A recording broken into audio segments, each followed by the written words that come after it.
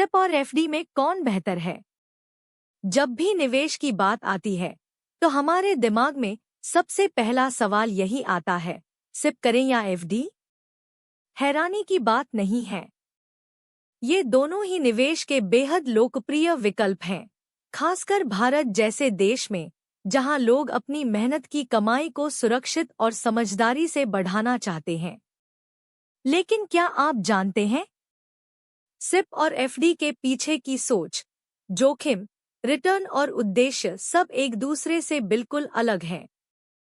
चलिए इस लेख में दोनों का पूरा विश्लेषण करते हैं, आसान भाषा में, उदाहरणों के साथ, ताकि आपको यह तय करने में आसानी हो कि आपके लिए कौन बेहतर है। एक सिप, सिस्टमैटिक इन्वेस्टमेंट प्लान, क्या है? सिप एक ऐसी योजना है जहां आप हर महीने थोड़ी थोड़ी रकम म्यूचुअल फंड्स में निवेश करते हैं। यह तरीका खासकर उन लोगों के लिए फायदेमंद है जो बाजार के उतार चढ़ाव से घबराते हैं, लेकिन फिर भी लंबे समय में अच्छा रिटर्न कमाना चाहते हैं। सिप के फायदे क्या हैं? चलिए जानते हैं। छोटे निवेश से बड़ी शुरुआत, सिर्फ 500 रुपए से भी सिप शुरू हो सकती है। रुपी कॉस्ट एवरेजिंग, चाहे बाजार ऊपर जाए या नीचे, आप औसत कीमत पर यूनिट्स खरीदते हैं। क्या कमाल है ना? कंपाउंडिंग, जितनी लंबी अवधि उतना ज्यादा फायदा। डिसिप्लिन निवेश, हर महीने तय तारीख पर निवेश हो जाता है, कोई टेंशन नहीं। पर सिप में नुकसान भी हैं। बाजार जोखिम, शेयर बाजार गिरा तो आपकी वैल्यू भी गिर सकती है, डर लगता है ना? कोई गारंटी नहीं। सिप में तय रिटर्न नहीं मिलता, सब बाजार के भरोसे। धैर्य चाहिए, कुछ भी जल्दी नहीं मिलता, सिप में तो बिल्कुल नहीं। 2 एफडी, फिक्स्ड डिपॉजिट, क्या है? एफडी का नाम सुनते ही हमारे दिमाग में एक ही बात आती है, सुरक्षित निवेश। बिल्कुल सही। एफडी आपके पैसे को एक तय समय के लिए लॉक कर देती है और उस पर आपको मिलता है एक निश्चित ब्याज। चाहे दुनिया इधर की उधर हो जाए, आपकी एफडी का ब्याज नहीं बदलेगा। एफडी के फायदे क्यों है ये भारतीयों की पहली पसंद? पैसे की पूरी सुरक्षा, जोखिम का नामोनिशान नहीं। गारंटीड रिटर्न, पता होता है कितने समय में कितना पैसा मिलेगा। लचीलापन, 7 दिन से 10 साल, जितनी मर्जी उतनी अवधि। वरिष्ठ नागरिकों के लिए बोनस ब्याज, क्या बात है। एफडी के नुकसान जानकर चौंकिए मत। रिटर्न कम, 5-7% ब्याज महंगाई को हरा नहीं पाता। टैक्स कटता है, हर साल ब्याज पर टीडीएस, मन दुखी हो जाता है। जल्दी निकालो तो पेनल्टी, मजबूरी में तोड़ो एफडी और भुगतो जुर्माना। तो साफ है, सिप में रिस्क है, लेकिन रिटर्न जबरदस्त हो सकता है। एफडी सुरक्षित है, मगर रिटर्न सीमित। 4, कौन सा विकल्प आपके लिए सही है? एफडी आपके लिए सही है अगर आप रिटायरमेंट के पास हैं, जोखिम से डरते हैं, और सही भी है। पैसे की जरूरत आने वाली है जल्दी, जैसे शादी या कार खरीदना।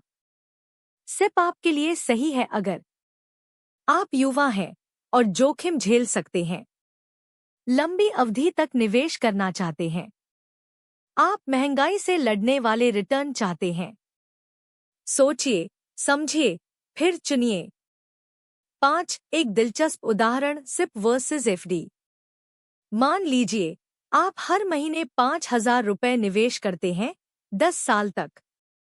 एफडी में 7% ब्याज दर पर। कुल निवेश 6 लाख रुपए। परिपक्वता राशि 8,55,000 रुपए। मुनाफा 2,55,000 रुपए। सिप में 12% औसत रिटर्न पर। कुल निवेश 6 लाख रुपए। परिपक्वता राशि 11,60,000 रुपए। मुनाफा 5,60,000 रुपए। क्या फर्क है ना? सिप ने एफडी से दोगुना मुनाफा दिया। 6, टैक्स की बात करें तो एफडी में ब्याज पर टैक्स देना पड़ता है आपके टैक्स स्लैब के अनुसार। सालाना 40,000 रुपए से ज्यादा ब्याज पर TDS कट जाता है और हाँ, सीनियर सिटीजन को 50,000 रुपए तक छूट है। सिप में ELSS 3 साल का लॉक इन होता है। 80C के तहत 1.5 लाख रुपए की छूट बेस्ट। 1 लाख रुपए तक के मुनाफे पर कोई टैक्स नहीं, इससे बढ़िया क्या होगा। 7 जोखिम और रिटर्न का संतुलन कैसे बनाएं? मिक्स मैच कीजिए। सिप और FD दोनों को मिलाकर निवेश करें। 60% सिप भविष्य के लिए, 30% FD सुरक्षा के लिए, 10% लिक्विड फंड इमरजेंसी के लिए। यही है स्मार्ट निवेशक की पहचान। 8 निष्कर्ष। सिप बेहतर है या FD? दोनों का अपना अपना रोल है, लेकिन आपकी जरूरत सबसे अहम है। अगर आपको सुरक्षा, स्थिरता और टैक्स में छूट चाहिए तो FD लीजिए। अगर आप ज्यादा रिटर्न चाहते हैं और थोड़ी रिस्क लेने को तैयार हैं, तो सिप ही सही है। याद रखिए, सिप से अमीरी धीरे धीरे आती है, लेकिन आती जरूर है। और FD आपकी नींद को सुकून देती है। 9 कुछ प्रो टिप्स, इसे न भूलें। सिप शुरू करने से पहले अच्छे फंड का चुनाव करें। FD चुनते समय बैंकों की ब्याज दरें और रेटिंग जरूर देखें। अपने निवेश लक्ष्य तय करें, फिर उसी के अनुसार योजना बनाएं।